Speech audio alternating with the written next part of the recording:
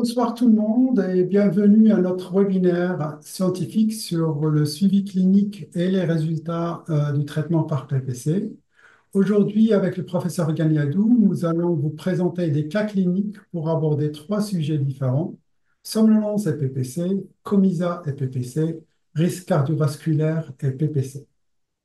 On va voir en fait quatre quiz auxquels il faut répondre en cliquant sur les quiz. Quand ils arriveront, il faut juste cliquer sur les réponses possibles. Vous avez ces choix multiples. Vous pouvez avoir plus qu'une réponse peut être correcte.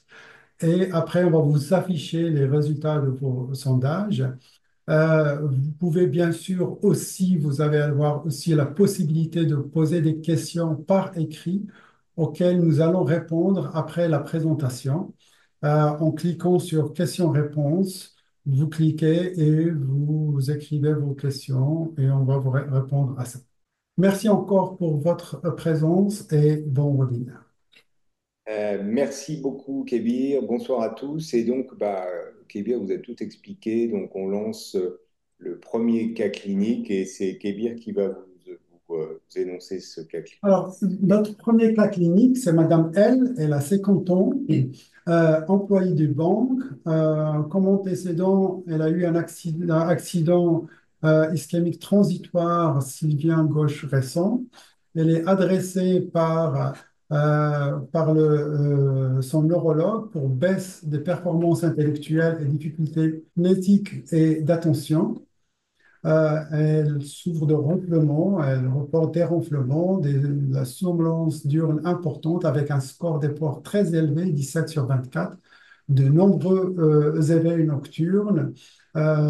Sur les questionnaires de Pichot, je vous rappelle, c'est le questionnaire pour la dépression, elle a scoré 4 sur 13. Elle est sous fluoxétine depuis 2 mois. Et les résultats principaux de son polygraphie, elle a un IH 52 par événement par heure très très sévère, avec un index de microéveil de 45 microéveils par heure. Ça explique le fait qu'elle dit qu'elle se réveille aussi beaucoup de fois pendant la nuit, et un index de mouvement périodique de jambes de 35 par heure. Voilà, je lance le quiz. Alors, ouais, peut-être qu'on peut poser l'énoncé, hein. Vous mettez en place un traitement par PPC chez cette patiente. Et on vous demande parmi les propositions suivantes, lesquelles, à votre avis, exposent cette patiente à un risque important de somnolence résiduelle sous pression positive continue. Donc, vous avez 5 propositions et 30 secondes pour voter en ligne. Donc, Kébir va lancer le décompte. Il est lancé. Voici les résultats. Il y a 52% ont répondu E, 17% D, 19% C, 5% B et 7% A. Alors, donc on va arrêter ça. Alors, donc, qu'est-ce qu'on peut apporter comme élément pour répondre à ce QCL? La première chose, c'est que il faut bien garder en tête que la somnolence, c'est vraiment un symptôme majeur et une cible thérapeutique dans les apnées du sommeil. Donc, il faut l'évaluer de façon optimale, cliniquement, bien sûr, hein. Le plus souvent, ça reste une évaluation clinique. Vous voyez qu'on peut utiliser bien sûr les PWERS, l'échelle de somnolence des PWERS. Je vous rappelle qu'on est somnolent à partir d'une valeur au-dessus de 10. Mais ce que vous voyez dans cette étude, c'est sur un nombre assez important de patients qui ont des apnées sévères, c'est qu'il y a 25% de patients qui se plaignent d'une somnolence 3 fois par semaine, qui sont gênés par de la somnolence, alors que l'échelle de PWERS est normale.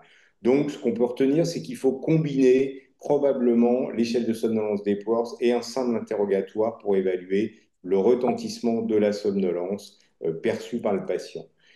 C'est une cible importante parce que la somnolence dans les apnées, ça perturbe la qualité de vie, ça diminue les capacités, l'aptitude au travail, ça augmente le risque accidentel. Et retenez bien que chez un patient qui a les apnées, ce n'est pas l'index d'apnée-hypopnée qui prédit le risque accidentel, c'est le fait d'avoir de la somnolence sur les PWERS supérieure ou égale à 11 Et surtout, c'est le fait de ressentir de la somnolence au volant qui est le plus fort prédicteur de risque.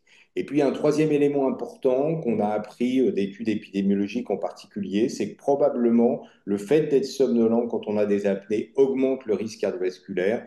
Et cette étude montre que parmi les gens qui ont des apnées, seuls ceux qui sont somnolents sont à sur-risque cardiovasculaire par rapport à des patients qui n'ont pas d'apnée du sommeil. Donc vraiment un symptôme majeur. La bonne nouvelle, c'est qu'on a des traitements qui réduisent la somnolence. Le plus connu, bien sûr, c'est la pression positive continue. En moyenne, vous voyez que dans des essais randomisés, avec beaucoup de patients, on baisse les Epworth de 2 points, ce qui est cliniquement significatif, avec une baisse, bien sûr, plus importante chez les malades qui étaient somnolents au départ. Et quand on regarde le principal challenger de la PPC, c'est l'orthèse de propulsion mandibulaire dans des essais randomisés, eh bien, vous voyez que vous avez une baisse de l'Epworth qui est à peu près comparable à ce qu'on observe sous PPC. Alors néanmoins, c'était la question de notre quiz, on estime qu'il y a à peu près 10 à 15 des patients qui, malgré un traitement bien conduit par pression positive continue et sans autre cause évidente, vont rester somnolents sous traitement. Alors bien sûr, cette prévalence est plus importante chez les malades qui étaient somnolents au départ. Vous voyez qu'on atteint presque 20% dans ce travail de cohorte, et moins important évidemment chez les patients qui n'avaient pas de somnolence au départ. Mais en moyenne, vous voyez, on est autour de 13% de somnolence persistante sous traitement.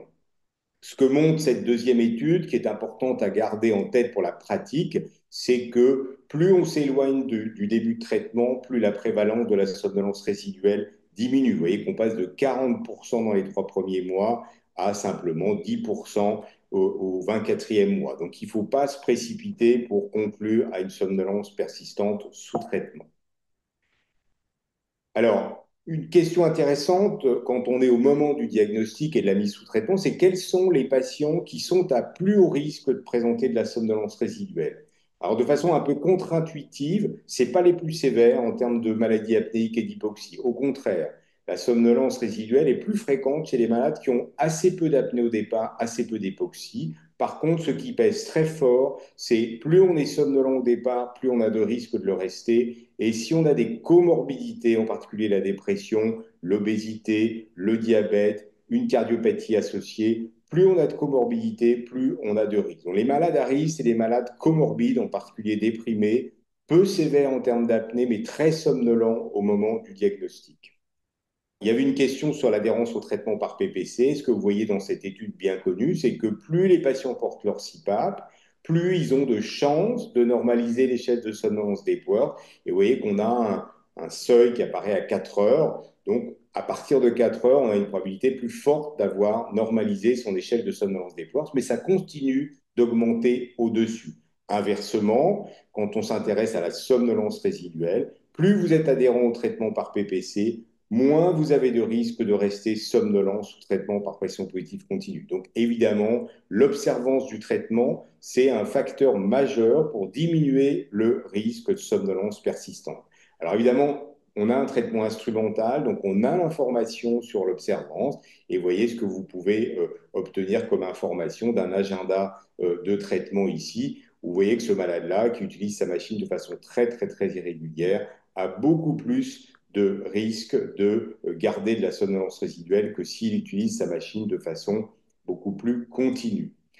Alors, l'arsenal thérapeutique s'est enrichi ces derniers temps de médicaments spécifiquement dédiés au traitement de la somnolence résiduelle sous PPC. Il y a 2 médicaments, un qui s'appelle le solriamfetol ou Sunosi pour son nom commercial, un qui s'appelle le pitolisant ou Ozawat pour son nom commercial. Vous voyez que ces 2 médicaments ont une indication dans la somnolence résiduelle sous PPC, et puis le pitolisant a également une indication plus marginale pour traiter les malades somnolents intolérants au traitement des apnées du sommeil par PPC ou par un autre type de traitement tel que les orthèses. Alors, on va aller vite là-dessus, mais ces AMM, elles ont été obtenues grâce à des études pivots. Vous voyez ici pour le solriamfetol, un essai randomisé avec plusieurs doses de médicaments. Souvenez-vous que ces essais ont été faits chez des malades très somnolents. Vous voyez 15,6 d'Epworth sous PPC. Mais chez ces malades, si on donne le médicament, on baisse de façon considérable l'Epworth on améliore également les tests de maintien d'éveil. Il y a un point de vigilance pour le solriamfetol, c'est que pour les doses les plus élevées, qui ne sont pas actuellement remboursées en France, 300 mg, on a une élévation de la pression artérielle qui est problématique chez les patients qui sont à risque cardiovasculaire. Pour le pitolisant, même constatation, essai randomisé versus placebo chez les malades très somnolents sous PPC, on a une baisse très importante de l'Epworth, bien supérieure à celle du placebo, pas d'effet sur la pression artérielle avec ce médicament. Donc, la SFRMS, en partenariat avec d'autres sociétés savantes, a publié en 2023 des recommandations qui donnent les éléments principaux à vérifier avant de prescrire un traitement éveillant face à une somnolence résiduelle. Être sûr que c'est bien de la somnolence et pas un autre symptôme tel que de la fatigue. Être sûr que le traitement des apnées du sommeil est optimal, efficace et utilisé au moins 6 heures par nuit.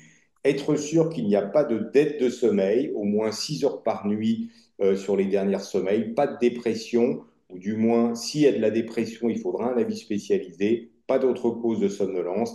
Et pour le solriamfetol, il faudra éviter d'utiliser ce médicament chez les patients à haut risque cardiovasculaire.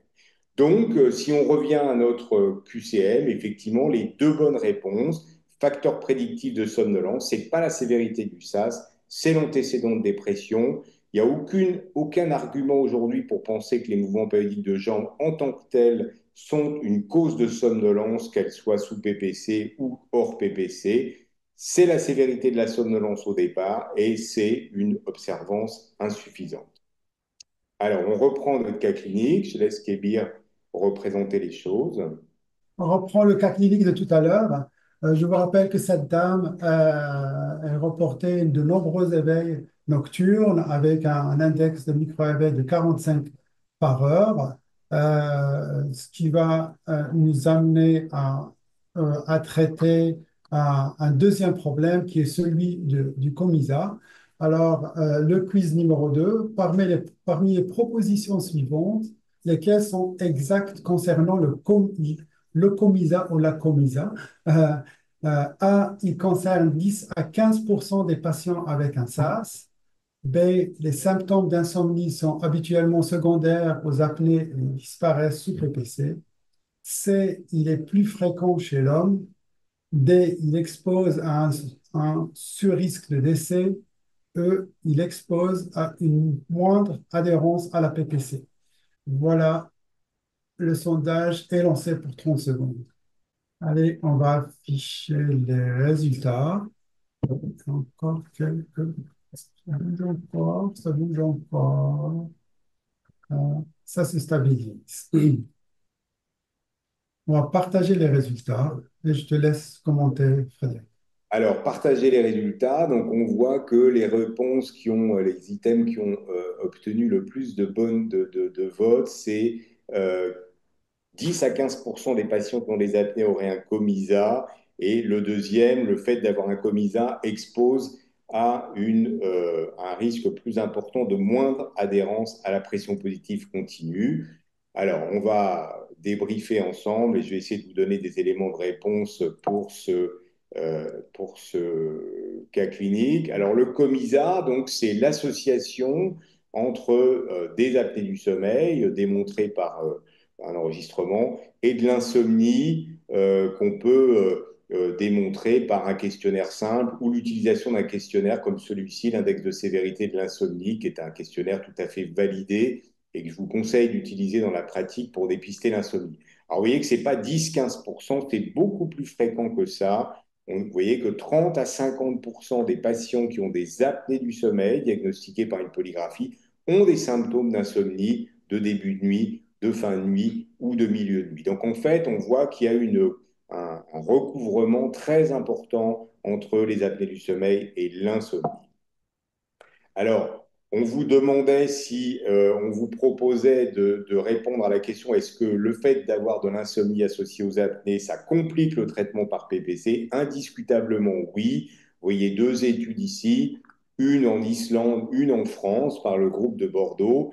Peu importe les chiffres, je vous commente les résultats. Ça vous dit de ces deux études que si vous avez de l'insomnie en particulier de début de nuit ou de fin de nuit, vous avez beaucoup moins de chances d'être adhérent au traitement par PPC. Alors, assez paradoxalement, il semble que les symptômes d'insomnie de milieu de nuit soient moins problématiques, probablement parce que l'insomnie de milieu de nuit va correspondre à des symptômes d'insomnie liés aux événements respiratoires. Un patient qui va être réveillé par ses apnées, et dans ce cas-là, on peut imaginer que le traitement des apnées va corriger cette insomnie de milieu de nuit. On avait à peu près le même résultat dans cette autre étude réalisée par le groupe de Bordeaux. Donc, le COMISA, c'est une source de difficulté vis-à-vis du traitement.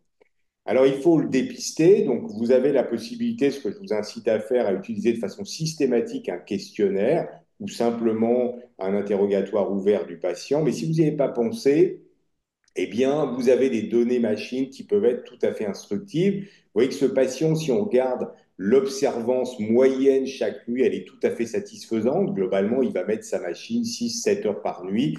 Mais vous voyez que quand vous regardez ces différentes nuits, l'utilisation de la machine est interrompue à plusieurs reprises au cours de la nuit. Donc, on a une sorte d'agenda de sommeil qui vous est donné par les données d'adhérence machine enregistrées et auxquelles vous avez accès ici. L'autre information que vous voyez chez ce patient, c'est qu'il y a des apnées résiduelles ici, et ça, c'est bien à retenir. Plus votre sommeil est instable, plus votre ventilation, plus vos voies aériennes sont instables, et l'insomnie va favoriser les événements résiduels, en particulier les événements centraux. Ça, c'est une observation, un cas clinique, mais qui est très illustrative. Vous voyez un patient qui est télésuivi, on a ces événements sous traitement jour après jour, et puis on l'interroge sur le fait qu'il a eu 2 périodes d'insomnie pendant ces 3 mois.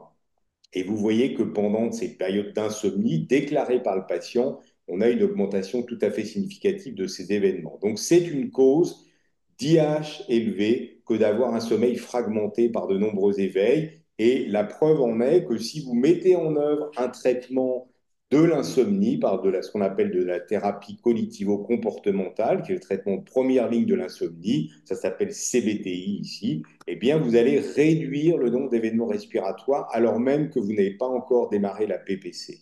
Alors ça explique que même si ce n'est pas très simple à mettre en œuvre en pratique parce que l'accès aux thérapies cognitivo-comportementales est malheureusement difficile, un peu réduit en France, mais idéalement, quand vous avez un patient qui a un COMISA, il a des apnées, il a des symptômes marqués d'insomnie, il faudrait combiner le traitement de l'insomnie et probablement commencer par ça, et ensuite le traitement par pression positive continue. Et si vous faites ça, ben, vous êtes plus efficace en termes d'efficacité, de réduction de l'insomnie, d'utilisation de la machine que si vous traitez uniquement les apnées, puisque vous laissez de l'insomnie qui va compromettre l'utilisation régulière de la machine. Et puis enfin, on est toujours dans l'esprit du phénotypage patient. Et il y a cette étude et il y en a d'autres qui vont venir, qui vont arriver, qui montrent qu'avoir du COMISA, c'est-à-dire de l'insomnie et des apnées, ça expose à un sur-risque de décès et de complications cardiovasculaires par rapport aux patients qui ont de l'apnée seulement ou de l'insomnie seulement. Donc probablement que ces deux troubles du sommeil se potentialisent pour augmenter le risque cardiovasculaire. Donc, on revient à notre QCM et au deuxième quiz. Voici les réponses qu'il fallait donner. Donc, ce n'est pas 10-15%. Les symptômes d'insomnie, ils ne sont pas secondaires aux apnées. Le plus souvent, c'est une haute pathologie de sommeil qui est associée. Ce n'est pas plus fréquent chez l'homme, c'est au contraire plutôt plus fréquent chez la femme. Et les deux bonnes réponses, c'était le COMISA expose à un surrisque de décès, le COMISA expose à des problèmes d'adhérence au traitement par pression positive continue. Donc voilà pour l'item COMISA et on va passer au deuxième cas clinique et je donne la main à Kébir qui va nous exposer ce cas clinique. Dans ce cas clinique, on a Monsieur H, 62 ans. Il est retraité ancien boucher charcutier, n'a jamais fumé, adressé pour suspicion de SAS avec beaucoup de ronflements, des sentiments de suffocation nocturne. Il est bien obèse avec un IMC de 42 kg par mètre carré, diabète de type 2 avec un HTA contrôlé sous des thérapies, euh, pas très somnolent avec un SL Epworth de 5/24, les explorations fonctionnelles respiratoires normales avec une saturation de 96% en air ambiant. Ce patient, il a un SAS très sévère avec un IH de 88 par heure. Voilà, pour compléter IH 88 par heure, et puis vous voyez que quand on regarde ces chiffres de saturation, c'est un patient qui est très hypoxique la nuit, saturation moyenne pendant le sommeil 83%, 81% du temps au-dessous de 90% de SAO2. Et bien, je te laisse lire Voilà le troisième quiz. Parmi les propositions suivantes, lesquelles sont exactes concernant les éléments qui permettent ou permettraient d'estimer le risque cardiovasculaire chez ce patient? A. L'absence de somnolence expose à un surrisque cardiovasculaire. Le T90 est un indicateur de risque cardiovasculaire spécifique des apnées du sommeil. C'est un hypoxic burden ou la charge hypoxique élevée indiquerait un surrisque cardiovasculaire. D, un delta heart rate élevé indiquerait un surrisque cardiovasculaire. E, un PWAD élevé indiquerait un surrisque cardiovasculaire. Peut-être qu'il y en a parmi vous qui ne connaissent pas ce que c'est que le PWAD, le delta heart rate. Le delta heart rate, c'est la variabilité de la fréquence cardiaque. Et le PWAD, c'est l'amplitude de long du pouls, la baisse de l'amplitude de long du pouls. Et professeur Gagnadou va vous expliquer tout ça tout à l'heure. Je vais lancer le quiz et c'est choix multiples. Normalement, vous pouvez avoir plusieurs réponses. Allez, Allez, le vote est lancé. Eh bien, on arrive à un nombre de votants satisfaisant. un peu plus de votants cette fois-ci pour cette Bien, question. bien.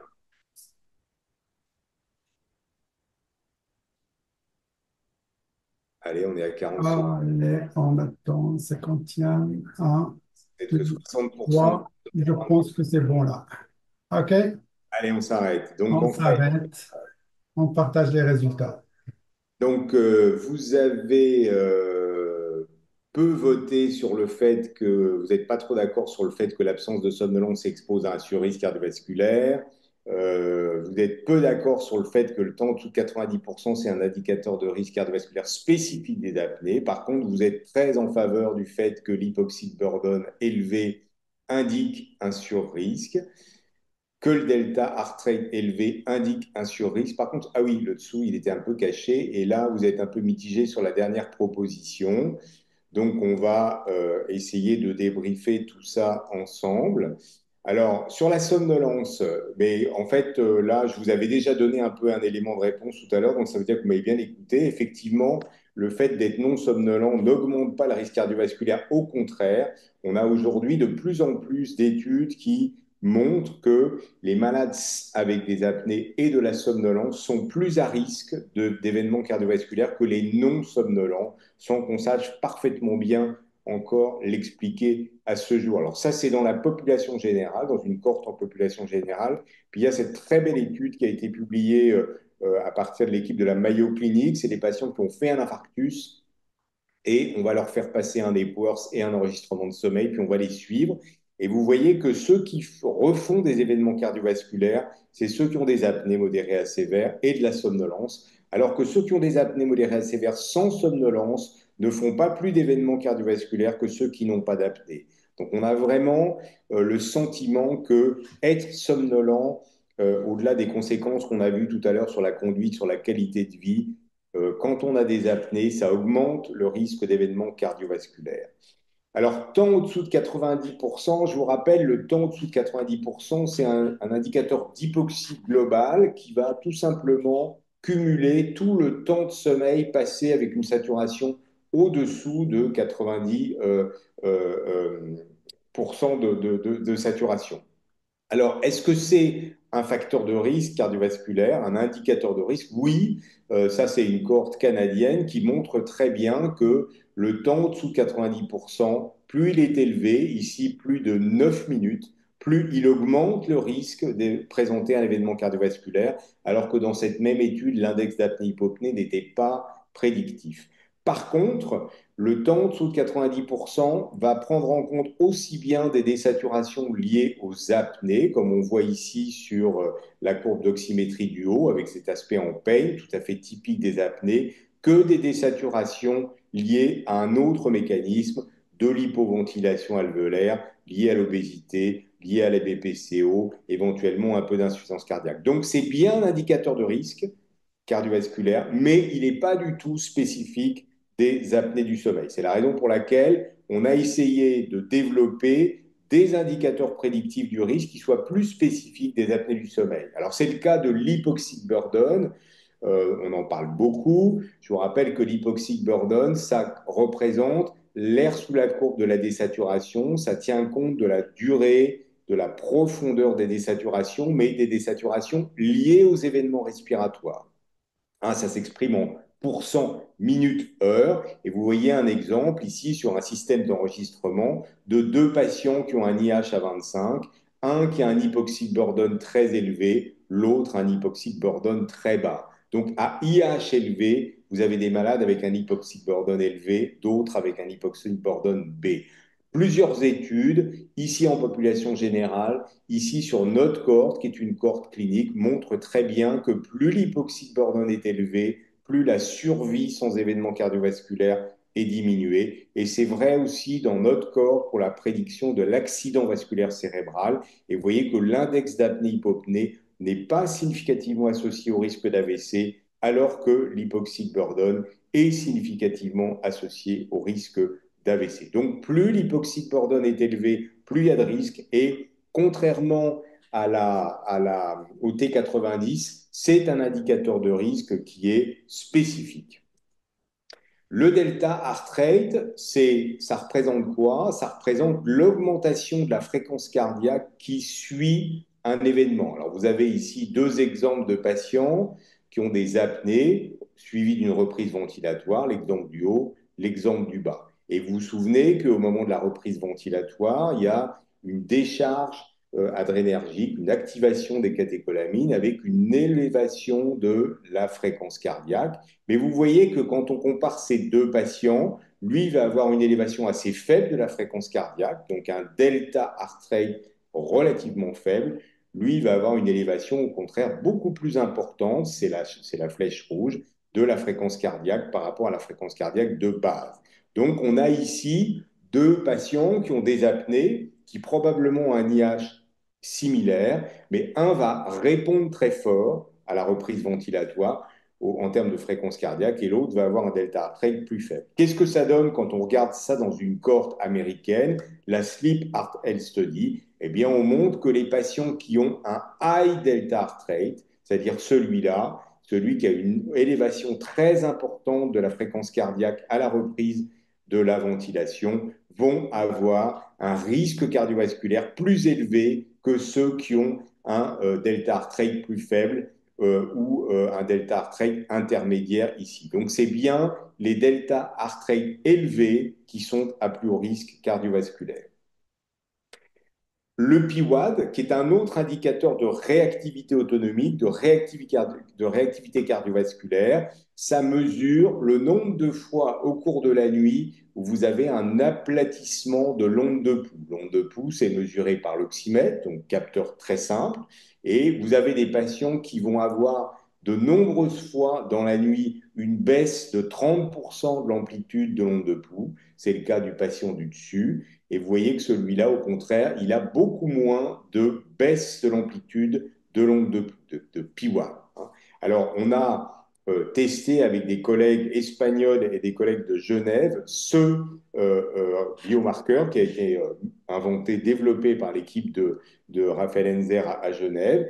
Et ce que vous voyez, c'est que quand on teste dans trois cohortes, de niveaux de risque cardiovasculaire différents. Hypnolo, c'est des sujets de la population générale. Notre cohorte, c'est des consultants de centres de sommeil. Isaac, ce sont des patients coronariens, ce sont des malades qui ont fait un accident coronarien. Eh bien, vous voyez que plus les malades sont sévères en termes de phénotype cardiovasculaire, plus le PIWAD baisse. Et ce qu'on montre quand on suit les patients de ces trois cohortes, c'est que plus le PIWAD est bas, plus le risque cardiovasculaire est élevé. Donc, c'est aussi un marqueur de réactivité autonomique, mais contrairement au delta heart rate, c'est un PWAD bas qui indique un surrisque cardiovasculaire. Donc, si on débriefe le résultat de ce cas clinique, eh bien, on vous disait parmi les propositions suivantes lesquelles sont exactes, enfin permettent d'estimer le risque cardiovasculaire chez le patient. L'absence de somnolence expose à un sur-risque non, puisqu'on a vu que c'était les sujets somnolents. Le temps au-dessus de 90%, c'est bien un indicateur de risque, mais il n'est pas spécifique des apnées. L'hypoxie de Bornone élevé indiquerait un sur-risque, c'est vrai. Un delta heart rate élevé indiquerait un sur-risque, c'est vrai. Par contre, un PWAD élevé n'indique pas un sur-risque, c'est plutôt les PWAD bas, donc peu d'aplatissement de l'onde de peau au cours de la nuit, qui sont plus à risque cardiovasculaire. Alors, on passe toujours sur ce même cas clinique au quatrième quiz. Kébir, je te donne la main, je te laisse lire le cas clinique, enfin le QCM. La première partie du webinaire va être consacrée à l'effet de la PPC sur le risque cardiovasculaire et on va commencer cette partie par le quiz, le quatrième quiz. Alors, vous mettez en place une PPC parmi les propositions suivantes, lesquelles sont exactes concernant l'effet de la PPC sur le risque cardiovasculaire.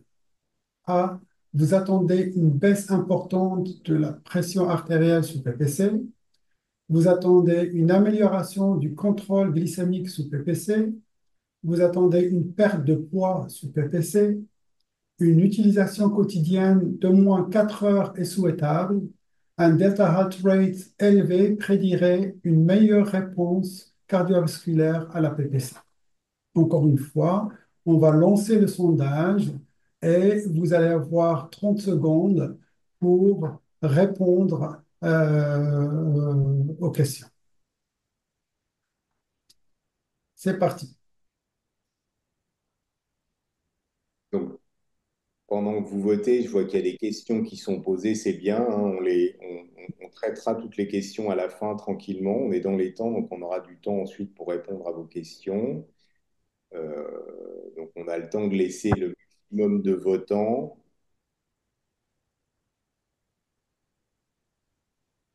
On va baisser compte de votants à question 3.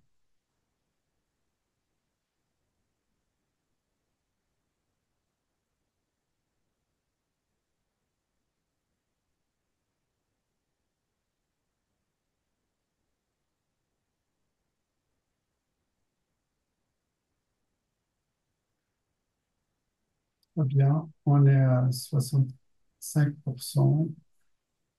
Allez, on va arrêter dans 3 secondes. C'est parti. Et on partage les résultats. Alors, partage des résultats. Donc, le premier item, vous attendez à une baisse importante de la pression artérielle sous PPC. Donc là, c'est à peu près du 50-50. On voit bien que vous êtes partagé sur cette proposition. Vous attendez une amélioration du contrôle glycémique sous PPC. Vous êtes également partagé. Alors, vous êtes très sceptique et vous allez voir, vous avez raison sur le fait que le traitement par PPC va faire perdre du poids. Il n'y a que 24% de votants pour cet item. Vous êtes d'accord sur le fait que plus le patient est adhérent à sa machine, plus on a de chances d'améliorer quelque chose sur le plan cardiovasculaire. Et vous nous dites qu'un delta heart rate élevé prédira une meilleure réponse, vous le dites à 39%. Donc bah, voilà, on va voir quels sont les éléments de réponse pour répondre à tout ça. Alors je masque le résultat. Et on est parti. Alors, Très il bien. y a une étude qui est absolument déterminante, qui a été publiée dans la revue prestigieuse, le New England Journal of Medicine, il y a une dizaine d'années, qui finalement adresse pratiquement toutes les questions qui étaient posées dans le cadre de ce QCM. Alors, l'étude, on va l'analyser ensemble. C'est une étude qui est aux États-Unis, qui inclut des patients qui ont des apnées du sommeil sévères, vous voyez, autour de 40 index d'apnée-hypopnée, et qui sont obèses. Et vous voyez qu'on est franchement sur des patients obèses aux États-Unis avec un index de masse corporelle qui est aux alentours de 39 kg par mètre carré en moyenne. Alors, ces patients, ils vont les randomiser pour faire trois possibilités de traitement. Soit on met en place une pression positive continue seule, et il faut bien avouer que c'est quand même ce qu'on fait dans la grande majorité des cas dans notre pratique en France. Soit on donne des conseils hygiéno-diététiques aux patients pour qu'ils perdent du poids. Alors, c'est quand même une approche qui était volontariste, hein, avec une réduction d'apport calorique, avec des séances d'activité physique très régulières pour faire perdre du poids. C'est le groupe jaune. Et puis, il y a un groupe orange où on fait les deux. On met la PPC et on leur fait faire de l'activité physique et on restreint l'apport calorique pour que les patients perdent du poids. Et c'est sur un suivi de 6 mois. Alors, qu'est-ce qu'on voit sur ce premier résultat? C'est que quand on fait de la pression positive continue, seul, c'est l'histogramme bleu, on ne fait pas perdre de poids et vous voyez que même à 6 mois, on a une petite augmentation du poids qui n'est pas significative. Alors ça a été bien démontré dans d'autres études, en particulier en faisant des méta-analyses d'essais randomisés. Le traitement par PPC à lui seul, ne fait pas perdre de poids parce que spontanément, les patients ne vont pas augmenter leur activité physique, même s'ils sont moins somnolents, même s'ils sont plus en forme, ils n'augmenteront pas leur activité physique. Par contre, si évidemment vous mettez en œuvre des mesures touchant l'alimentation et l'activité physique pour faire perdre du poids, ben ça marche et vous voyez que c'est les patients qui partent, souvenez-vous, d'un poids moyen de 100 kg en 6 mois, en mettant en œuvre ces mesures, ils perdent 6 kilos, hein, ce qui n'est pas énorme, mais c'est une perte de poids qui est quand même significative. Alors, le plus intéressant, c'est ça. C'est un schéma que vous avez probablement déjà vu plusieurs fois, mais qu'il faut toujours garder en tête. On regarde maintenant l'effet des trois possibilités, PPC seul, perte de poids seul, ou les deux, sur la pression artérielle. Et vous voyez que l'effet de la pression positive continue chez un sujet obèse, il existe, mais il est très faible et il n'est pas significatif dans cette population-là sur la pression artérielle systolique. Donc la PPC seule, elle entraîne une baisse modeste de 2-3 mm de mercure, mais qui n'est pas significative dans cette population-là. Par contre, si vous faites perdre du poids, c'est la courbe jaune, vous avez plus d'effet sur la pression artérielle. Et si vous combinez les deux traitements, on a l'impression d'un effet cumulatif des deux thérapeutiques, perte de poids, PPC, sur la pression artérielle. Deuxième paramètre, c'est le taux de triglycérides. On a affaire à des patients obèses qui ont une hypertriglycéridémie. Encore une fois, la PPC seule ne fait rien. Par contre, dès que vous mettez en place une perte de poids, même si vous avez vu qu'elle est assez modeste, vous avez un effet avec là encore l'impression qu'il y a un effet un peu cumulé des deux, même si la différence entre les deux n'est pas significative. Et puis, même constat, quand on regarde la sensibilité à l'insuline, c'est les patients qui sont insulino-résistants. Donc, ce qu'on veut, c'est augmenter leur réponse à l'insuline. Et vous voyez que seuls les patients qui ont reçu une perte de poids améliorent significativement ce paramètre. Donc, pour jouer sur la pression artérielle et sur le métabolisme des patients, la PPC seule n'a pas d'effet significatif si on ne la couple pas à une perte de poids. Alors, ça permet d'aborder un élément d'actualité parce que ça, vous allez en entendre parler dans les semaines et les mois qui viennent. Il y a, vous le savez, des nouveaux médicaments pour traiter l'obésité. On ne va pas détailler tout ça, mais qui sont des analogues simples, doubles ou triples du GLP-1, du GIP, du glucagon, et qui vont avoir comme effet d'augmenter le sentiment de satiété, c'est-à-dire faire qu'au milieu du repas, le patient n'a plus faim, arrête de manger avec un sentiment d'estomac plein. Et avec ça, ces médicaments ont de nombreux effets, on ne va pas les détailler, tout à fait intéressants sur le plan métabolique, et surtout, ils font perdre du poids avec, vous voyez, des pertes de poids qui sont tout à fait significatives. Alors, assez légitimement, s'est posé la question de ce que donnaient ces médicaments chez des patients qui ont des apnées du sommeil. Donc, c'est un de ces médicaments qui s'appelle le tirzépatide, qui est un triple agoniste qui a été testé contre placebo dans deux études.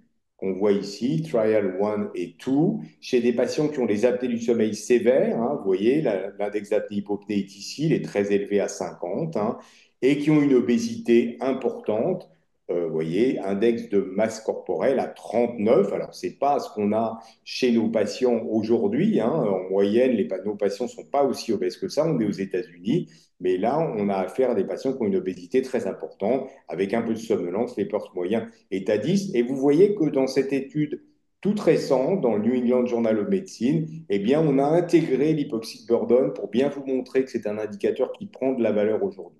Le résultat de cette étude, c'est que dans ces deux études, c'est-à-dire chez les malades, la première étude concerne des patients qui sont sous PPC, la deuxième étude concerne des patients qui n'ont pas supporté la pression positive continue. Eh bien, oui, dans les deux cas, avec le médicament, on a une réduction de l'index d'apnée-hypopnée de l'ordre de 50%, 50% de réduction.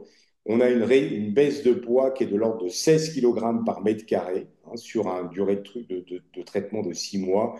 On améliore la pression artérielle, on améliore l'hypoxic burden de façon très significative et on a également un effet sur l'inflammation systémique. Les résultats sont similaires dans les deux études. Donc peut-être que demain, chez des patients qui ont des apnées du sommeil, une obésité importante, des troubles métaboliques importants, on pourra associer à la pression positive continue une prise en charge de l'obésité en utilisant ces médicaments qui sont clairement plus efficaces que les mesures simples d'activité physique ou de restriction des apports alimentaires.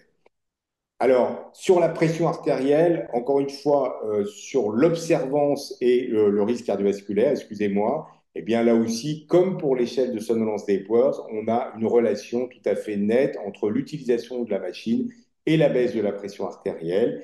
Et vous voyez que dans cette étude basée sur la cohorte sommeil des Pays de la Loire, quand on a regardé la relation entre l'adhérence à la PPC et le risque cardiovasculaire, ce qu'on appelle les MAS, Major Adverse Cardiovascular Events, c'est-à-dire un critère combiné de décès cardiovasculaire, d'événements cardiovasculaires non mortels, AVC, infarctus, eh bien, vous voyez qu'il faut 6 heures d'utilisation de la PPC pour avoir une réduction significative du risque de l'ordre de 25%. Et ce chiffre, c'est là à peu près, on observe à peu près le même chiffre, près de 6 heures, dans une étude sur la pression artérielle. Donc, il semble que pour avoir un effet sur le risque cardiovasculaire, il faut au moins 4 heures, mais il faut plutôt probablement plus de 6 heures d'adhérence, un niveau d'adhérence plus élevé quand on vise un objectif cardiovasculaire. Et puis, il y avait une question sur le delta heart rate. Je vous ai montré tout à l'heure que les patients qui ont un delta heart rate élevé sont à plus haut risque cardiovasculaire. Alors, cette étude, elle a voulu évaluer si le delta heart rate pouvait également prédire la réponse cardiovasculaire au traitement. Alors, ils ont repris un essai randomisé qui s'appelait RICAZA, essai réalisé en Suède chez des patients coronariens. Ils ont fait un infarctus, on leur trouve des apnées, plus de 15 événements, on les randomise, PPC versus pas de traitement. Quand on prend l'ensemble de la population, l'étude est neutre, il n'y a pas de bénéfice du traitement. Par contre, quand on stratifie les patients sur le delta heart rate calculé sur la polygraphie qui a été faite après l'infarctus, eh bien, on montre que ceux qui ont un delta heart rate bas, qui ont une faible réactivité, une faible augmentation de la fréquence cardiaque post-événement, on n'a pas de bénéfice, on a même assez curieusement un effet plutôt délétère, c'est-à-dire plus d'événements chez les patients sous PPC que chez les autres, mais la différence n'est pas significative. En revanche, quand on prend les patients qui ont une bonne réactivité cardiovasculaire, qui ont un delta heart rate élevé, eh bien, on a ici un bénéfice dans cette sous-population sur le risque cardiovasculaire. Donc, ce biomarqueur serait en capacité de détecter les patients à haut risque cardiovasculaire et détecter ceux qui sont les mieux à même d'être protégés par la PPC du risque cardiovasculaire. Donc, on revient sur notre QCM.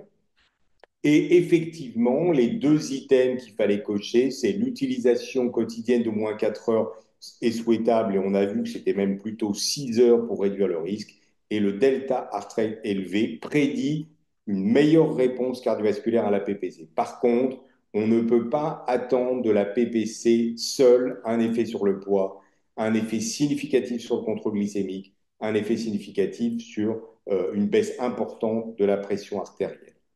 Voilà, alors on arrive aux diapositives de conclusion avant d'avoir un petit peu de temps pour répondre à vos questions si vous en avez. Ce qu'on a vu dans le cadre de ces deux cas cliniques, c'est les outcomes majeurs, hein, les cibles thérapeutiques majeures dans les apnées, les symptômes avant tout, éventuellement les symptômes dépressifs, le risque accidentel, on en a parlé, la pression artérielle, le risque cardiovasculaire avec ses conséquences en termes de mortalité. Il y a aussi des données, j'en ai pas parlé ici, sur la consommation de soins, le recours aux urgences, le nombre de consultations. Ce qu'on voit, c'est que dans tous ces cas-là, l'effet est dépendant d'un niveau d'adhérence minimum, le plus souvent autour de 6 heures, de 4 heures, probablement un peu plus quand on vise un bénéfice cardiovasculaire, peut-être un peu moins quand on s'adresse notamment aux symptômes. Donc on a des données, quelques études qui montrent que certains malades, avec des utilisations de 2, 3 heures par nuit, peuvent déjà ressentir un bénéfice en termes de symptômes, mais pas en termes de complications cardiovasculaires. Donc finalement, aujourd'hui, on va aller vers un algorithme un peu nouveau de traitement par pression positive, de décision et d'objectifs thérapeutiques. La première étape après le diagnostic, c'est de phénotyper le patient. Est-ce qu'il est somnolent? Est-ce qu'il a des symptômes d'insomnie? Est-ce qu'il a des comorbidités importantes? Est-ce qu'il a des biomarqueurs? Et de plus en plus, maintenant, vous aurez accès sur vos enregistrements à ces biomarqueurs, l'hypoxie burden, le delta heart rate, le PWAD. Et en fonction de ça, on a des patients pour lesquels on a un objectif plutôt d'amélioration des symptômes. Peut-être qu'une observance un peu plus faible peut suffire. Peut-être que l'adjonction d'une thérapie cognitivo-comportementale de l'insomnie sera nécessaire ou éventuellement de médicaments stimulant de l'éveil s'il reste de la somnolence. Et puis on a des malades pour lesquels on a plutôt un objectif cardiovasculaire parce qu'on a des comorbidités, parce qu'on a des biomarqueurs de risque. Et dans ce cas-là, il faudra une observance plus élevée et peut-être qu'il faudra également combiner d'autres mesures pour améliorer le profil métabolique, le poids, et peut-être demain, on aura recours à ces nouveaux médicaments qui traitent l'obésité et qui ont également des effets métaboliques significatifs. Et je vous remercie de votre attention et je pense qu'on va pouvoir répondre aux questions s'il y en a, Kébir. Alors, n'hésitez pas à poser vos questions par écrit. Il y a déjà une première question de Dr. Lenoir. Des études sont-elles en cours pour valider des seuils de charge hypoxique, delta heart rate, etc.? C'est la question qu'on nous pose tout le temps. Frédéric, je te Alors, laisse répondre. Tu peux parler du travail qu'on fait avec Aya Sabatine. oui, alors voilà, ça c'est une question évidemment qui est majeure, hein. Ce que je vous ai montré, c'est des résultats qui sont assez convaincants, c'est-à-dire qu'on voit que ces indicateurs, ils ont du sens, ils donnent de l'information, ils permettent de prédire le risque, mais ce qui nous reste à déterminer, c'est la reproductibilité, le seuil en fonction des populations, en fonction du type de dispositif d'enregistrement qu'on utilise, et là il y a du travail. Et puis, donc aujourd'hui, euh, on n'a pas la réponse. On est incapable de vous dire ce patient-là, il est au-dessous de tel seuil ou au-dessus de tel seuil, donc il faut le traiter ou pas le traiter. On a des éléments d'indication. Plus l'hypoxie de Bordone est élevée, plus le risque est élevé et probablement ça peut vous aider dans une décision de traitement chez un malade peu symptomatique, mais on n'a pas encore pu déterminer de seuil qui soit universel, utilisable pour tout le monde. Et l'autre question, c'est comment on combine ces différents biomarqueurs. Est-ce qu'on est plus pertinent en termes de prédiction, encore une fois, si on combine hypoxie burden et delta heart rate, hypoxie burden et PWAD, et on travaille avec l'équipe de Genève, on travaille avec l'équipe de Boston pour essayer d'apporter des réponses à tout ça. En fait, si je peux me permettre, Frédéric, ce qu'on ne sait pas aujourd'hui, c'est le poids de chacun de ces biomarqueurs. À Voilà. quel point les biomarqueurs séparément contribuent à ce problème. J'ai une question, Monsieur Berry. Bonsoir, j'ai pas bien compris l'onde de pouls et le PWAD. Excuse-moi, Kébir, tu peux me répéter la question? J'ai pas bien compris l'onde de pouls et le PWAD. Ah oui, alors on peut revenir très rapidement en arrière sur ça. Voilà, quand vous faites une oxymétrie, hein, ici, vous avez une mesure de la saturation qui est basée sur la détection de l'onde de pouls par ce système qui s'appelle un photoplétismogramme. Donc à chaque battement cardiaque, vous avez boum, boum, boum, une onde de pouls. Quand vous avez un événement respiratoire, une activation du système nerveux autonome, vous avez une vasoconstriction. Donc, ça entraîne une baisse d'amplitude de l'onde de pouls parce que le vaisseau se resserre. Donc, le PWAD, c'est une mesure tout simplement du nombre de fois au cours de la nuit où vous avez une activation du système nerveux autonome dont la conséquence est une baisse de l'amplitude de l'onde de pouls. Et vous avez des patients qui en ont peu au cours de la nuit, des patients qui en ont beaucoup. Dans le travail que nous avons fait là, on a mesuré toutes les baisses de l'onde de pouls, pas seulement celles qui survenaient après les événements respiratoires, mais celles qui pouvaient survenir, par exemple, après un mouvement de jambe ou après un micro-éveil d'une autre origine, hein. Donc, c'est les vasoconstrictions qui entraînent la baisse d'amplitude de l'onde de pouls. C'est ça qu'on appelle le PWAD. Une autre question du docteur Kikano. Le diagnostic du SARS en cas de COMISA est-il possible par polygraphie ventilatoire, Alors, vu ça, le c'est nouveau sommeil et le risque de ne pas estimer le sommeil en cas de polygraphie? C'est une très bonne question. Alors, dans les recommandations, on a l'habitude de dire que quand vous avez une symptomatologie d'insomnie évidente, hein, basée sur un questionnaire type EASY ou à l'interrogatoire, il est préférable d'utiliser la polysomnographie que la polygraphie parce que vous allez avoir des périodes d'éveil dont il faut tenir compte pour calculer l'index d'apnée-hypopnée. Alors, vous allez me dire, dans les chiffres que je vous ai montrés, ça représente quasiment 50% des patients. C'est peut-être compliqué de dire on va faire une polysomnographie à tout le monde. Alors, il y a maintenant des dispositifs qui sont en développement. Nous, on a fait un travail d'ailleurs avec Kebir, avec peut-être des alternatives plus simples, basées sur de l'analyse automatique d'une seule voie de G pour quantifier la durée de sommeil et détecter les périodes d'éveil. Donc, peut-être que demain, on aura des outils un peu intermédiaires entre la polysomnographie et la polygraphie qui permettront chez ces malades-là de calculer l'index d'apnée-hypopnée de façon plus précise en tenant compte, en détectant les périodes d'éveil sans avoir recours à une analyse manuelle de l'hypnogramme qui évidemment est consommatrice de temps. Une autre question du professeur, du docteur Elmesian.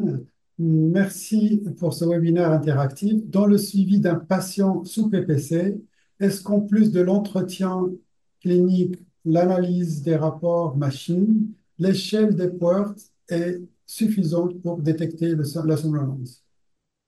Détecter le La somnolence, juste à partir de l'échelle des Alors, je Epworth. crois que c'est exactement, enfin, c'est ce que j'ai dit un peu en introduction. L'échelle des ports, c'est pas un outil universel qui se suffit à lui-même. Je crois qu'il faut faire simple, hein. Il faut utiliser l'échelle des ports. Et si elle est élevée, il y a un problème. Mais il faut aussi interroger les malades et leur demander, est-ce que votre somnolence s'est améliorée? Est-ce que vous avez une meilleure qualité de sommeil, un sommeil plus réparateur? Est-ce que est-ce que vous plaignez moins de somnolence? Est-ce que vous n'avez plus de symptômes de somnolence invalidants sous traitement? Il faut coupler les deux questions parce qu'on sait que les Power, ce n'est pas applicable pour tout le monde et qu'elle a un certain nombre de limites, hein. Donc voilà, il faut rester clinique, mais coupler les Powers et le simple questionnement du patient sur ses problèmes de somnolence.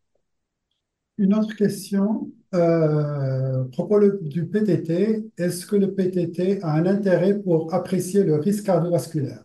Le PTT permet d'évaluer l'effort respiratoire. D'ailleurs, ça peut être généralisé sur tous les capteurs ou les signaux qui permettent d'évaluer l'effort respiratoire. À l'effort respiratoire. Ouais. Alors ça, c'est une vraie bonne question. Je n'ai pas montré ça ici parce qu'il y a moins de données, mais parmi les biomarqueurs qui sont aussi développés, alors je ne l'ai pas précisé, mais ces biomarqueurs, ils sont essentiellement beaucoup développés par le groupe de Boston, hein, aux États-Unis. Il y a un autre biomarqueur je retrouve plus le mot, le ventilatory burden, excusez-moi, et en fait qui consiste à détecter, alors il y a plusieurs approches, mais de détecter les phénomènes de limitation de débit. Et de la même façon, il semble que la charge ventilatoire, c'est-à-dire l'effort que va soumettre les patients, que vont soumettre les patients au cours de la nuit pour lutter contre l'obstruction des voies aériennes, a aussi une valeur prédictive. Et il y a une étude d'ailleurs très intéressante chez la femme enceinte qui montre que Mhm. plus cette charge ventilatoire est élevée, plus on a un risque d'avoir des phénomènes d'éclampsie, d'hypertension artérielle gravidique. Et d'ailleurs, nous, avec Kébir, on a un projet pour essayer de travailler sur cette question-là, sur cette population très particulière. Mais c'est une très bonne question. Une autre question, peut-être on va arrêter après, sauf s'il y a une question de plus importante. Alors, c'est à propos de la charge hypoxique. C'est le docteur Joseph, il dit on a une charge hypoxique très élevée, sans antécédent, avec une charge hypoxique très élevée, sans antécédent cardiovasculaire connu. Est-ce qu'il faut systématiquement demander un bilan cardio? C'est une, c'est une excellente question. Euh, je pense qu'on n'est pas à un stade où on peut, on n'est pas à un stade où on peut donner une recommandation sur ça, parce qu'il n'y a pas la réponse dans la littérature, hein. Clairement, bon, il faut évaluer, rechercher des comorbidités respiratoires quand même, se poser la question de savoir s'il y a une obésité importante, s'il n'y a pas éventuellement un peu de BPCO associé. Je ne pense pas qu'on puisse aujourd'hui dire j'ai un hypoxie de Bordon élevé, il faut envoyer le malade chez le cardiologue. Je ne pense pas. Par contre, voilà, on a des indications pour, même si dans les études qu'on a réalisées, par exemple, nous, sur l'accord de sommeil des Pays de la Loire, il n'y avait que 10 ou 15% des patients qui avaient des antécédents cardiovasculaires. Et on a retrouvé une valeur prédictive de l'hypoxie de chez les malades sans antécédents connus.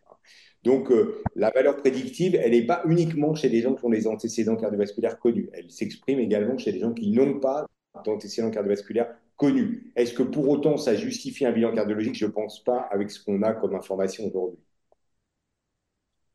Enfin, il y a un commentaire du docteur Belamdani. En fait, c'est bien qu'il fait très attention et il connaît bien la littérature. Il a dit il y a une erreur, effectivement, de date du diapo de Malorta sur le tricertopide. C'est 2024, c'est pas 2014. Et merci pour. Euh, Alors attends, c'est où ça? tu sais, Ah, mais bravo pour la vigilance, hein.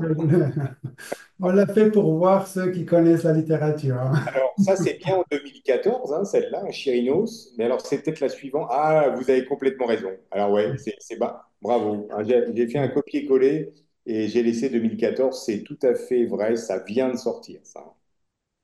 Euh, Bravo, bravo pour votre vigilance. Il y a peut-être une dernière question, on s'arrête là. Quel bilan minimum cardiovasculaire et métabolique faut-il demander chez un patient SAOS au moment du diagnostic?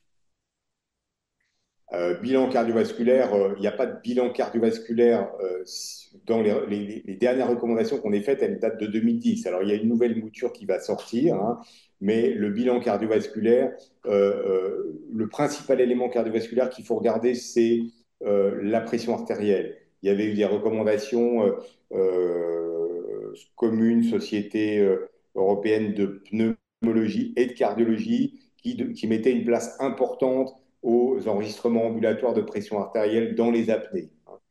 Donc, vraiment, l'élément sur lequel il faut être le plus précis possible, c'est rechercher une hypertension artérielle si elle n'est pas connue chez le patient. Et s'il y a une hypertension artérielle, veiller à ce que sous traitement, elle se corrige complètement. Et le mieux, c'est la mesure ambulatoire de pression artérielle, soit en continu, soit au minimum les automesures à la maison. Et après, bon, sur le bilan glucidolipidique, je n'ai plus le détail en tête, mais on avait dit que s'il n'y avait pas eu de glycémie ou d'HbA1c depuis récemment, il ne faut pas hésiter à faire. Et puis un bilan lipidique de base chez un patient qui a un tableau un peu métabolique, c'est raisonnable de le faire. Mais souvent, ces patients sont bien suivis par leur médecin traitant et on n'a pas besoin de faire nous-mêmes ça, hein. Et il faut être très vigilant sur l'hypertension artérielle. Frédéric, il y a une question, je pense qu'il faut y répondre, bien qu'on a dit, c'est la dernière question de M. Christophe Mourjane. Il dit si en fonction des symptômes, si en fonction des symptômes, l'utilisation de la PPC peut être efficace pour une utilisation inférieure à 4 heures, peut-on espérer une prise en charge à 100%? Je n'ai pas bien compris la question, c'est pour ça que... Oui, oui, bah si, parce qu'effectivement, ce que j'ai dit, parce qu'effectivement, il y a quelques études qui montrent que certains patients peuvent être améliorés sur leurs symptômes avec des adhérences faibles, d'accord? euh, Y compris inférieur à 4 heures, ça nous arrive, hein. On a des malades qui mettent la machine 3 heures et qui disent bah, moi, je me sens mieux, je dors mieux, je me sens plus en forme. Je vous rappelle qu'aujourd'hui, l'assurance maladie ne sanctionne pas le patient qui n'est pas adhérent, mais elle sanctionne le prestataire en diminuant le forfait, hein. Donc, si vous êtes convaincu que votre patient tire un bénéfice clinique sur les symptômes de la PPC, bien que ne l'utilisant que 3 heures, vous avez tout à fait le droit de dire je souhaite qu'on continue ce traitement, le prestataire sera moins payé, mais ce n'est pas votre problème. Et aujourd'hui, on ne peut plus désappareiller un patient, sauf sur l'ordre, enfin, la prescription du prestataire, parce qu'il a une observance faible. Là, je pense qu'on arrive à la fin de ce webinaire. Merci beaucoup pour votre présence, Merci à tous. votre participation, surtout avec les questions, réponses au quiz. Et j'espère qu'on va vous revoir ceux qui vont être présents au Congrès Sommet à notre atelier qui aura lieu le vendredi matin. Je laisse Frédéric dire le dernier mot. Merci tout le monde et à bientôt pour le prochain webinaire. Venez nombreux à cet atelier. Merci d'avoir été là nombreux ce soir et puis d'avoir posé des questions, d'avoir été interactif, d'avoir répondu au quiz. Je pense que ça, bon, c'est bien d'avoir cette dimension d'interactivité. J'espère qu'on vous a apporté des informations utiles et je vous donne rendez-vous à Lille, au Congrès Sommeil et aussi au prochain webinaire organisé par la CFAM, parce que je ne doute pas qu'il y en aura d'autres. Merci beaucoup et à bientôt. Bonne soirée.